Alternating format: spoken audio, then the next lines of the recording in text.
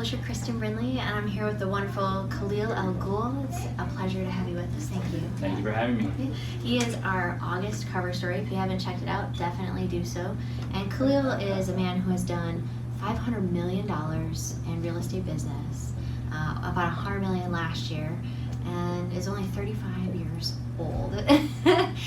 So quite a bit has been accomplished already. You're a real smart guy. Khalil, why did you choose real estate? It was really just by accident.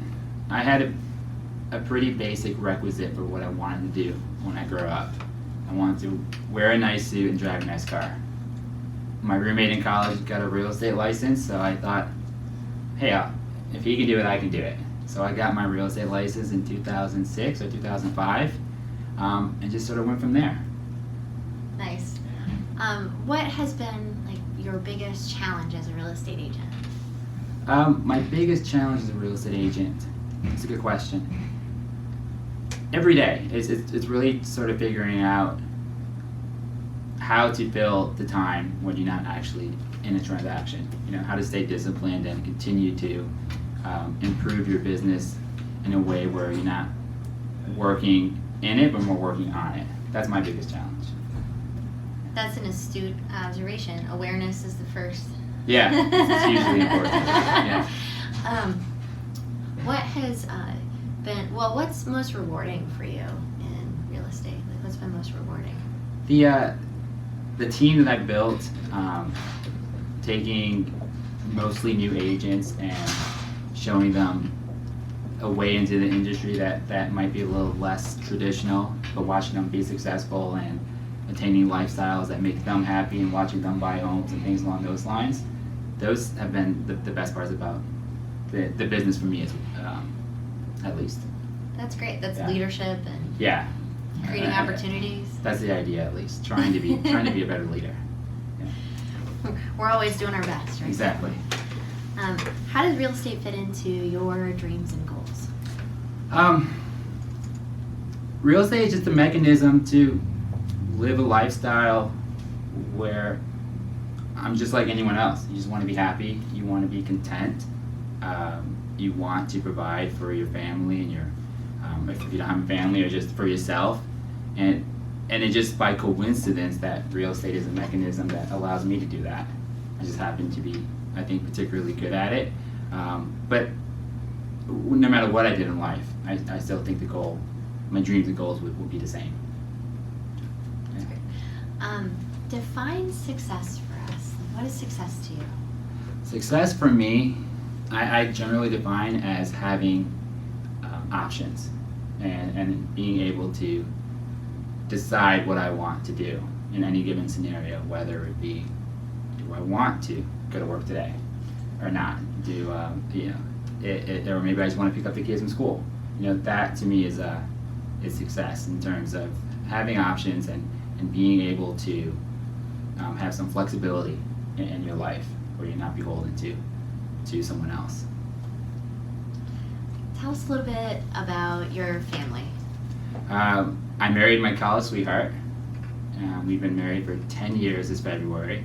Congratulations. Thank you. We have 4-year-old twin girls.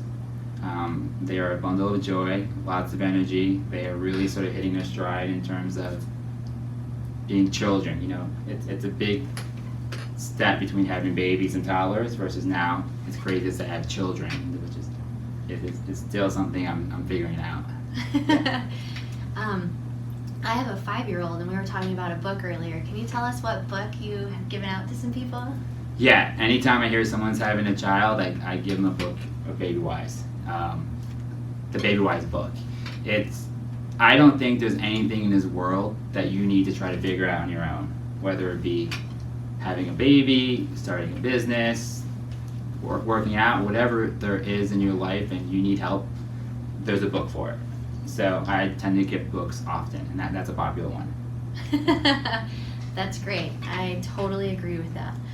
What are you currently learning on that note? Currently, so much. Lately, a lot. Big thing now in our household is actually sustainability. We have 2 young kids. They go to a fantastic school where sustainability is a really big part of the curriculum. One of my daughters has really difficult dietary needs, and we are trying to figure out how to, all of us are sort of changing our lifestyle in terms of, how we eat and what we put in our bodies and things along those lines. Kind of in solidarity with our daughter, That's but great. it really has opened our minds into everything else that we could be doing better, just for ourselves and for our environment. So Khalil, could you tell us some hobbies, interests, maybe favorite books? Sure. In the free time I have, I do just like to be in the moment, just try to do a lot of nothing. It sounds funny, but just putting the phone away, just maybe having a good book, and just sitting in a room quietly. And I'm a huge design addict. I collect chairs, I collect decor, so sometimes just sitting in my living room and staring at what I want to do next is pretty fulfilling. That's great. I don't know if anybody knew that Yeah. you know the chairs thing. What do you believe has been like the biggest reason or reasons for your success? I don't take. I always assume that I'm not the smartest person in the room, and I'm constantly trying to figure out, okay, whenever I leave an experience, I try to figure out, where did I fall short in that experience, or in this negotiation, or this listing appointment, and I try to pinpoint those weaknesses and fix them. And whether that be watching YouTube videos on the topic, reading a book, seeking advice, I try not to let the same mistakes happen twice. So the next time I'm in that scenario or in that situation, I do a little bit better. That's great. What do you feel like sets you apart, makes you different? I think what sets me apart is my ability to, I call myself a chameleon. Mm-hmm. In whatever sort of environment I'm in, I'm pretty good at assimilating into that environment. If I'm talking to a certain demographic and to a certain set of people, I think I'm good at figuring out how can I relate to this person, what do we have in common, and in a really organic way where it's not superficial, and I think people really appreciate those efforts. I think so too. What was your biggest failure, and what did you learn from it? So many failures. I can relate. Yeah. It's hard to just point out one failure. I mean, you're failing all the time, and every year I look back in the year before and I think to myself, God, you were an idiot. Like how? Yeah, I'm constantly shocked by sometimes where I am in life or in a deal or a transaction. But I think that's good and healthy self-reflection, and they're not all huge failures. But it's tough for me just to point out one particular failure. There's just been too many. Yeah.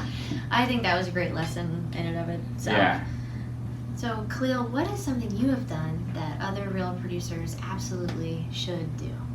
I really am a firm believer in focusing on your core strengths and outsourcing as much as you possibly can in terms of utilizing templates, automation, hiring, overstaffing, having a little extra help so that you can really focus on your core strengths.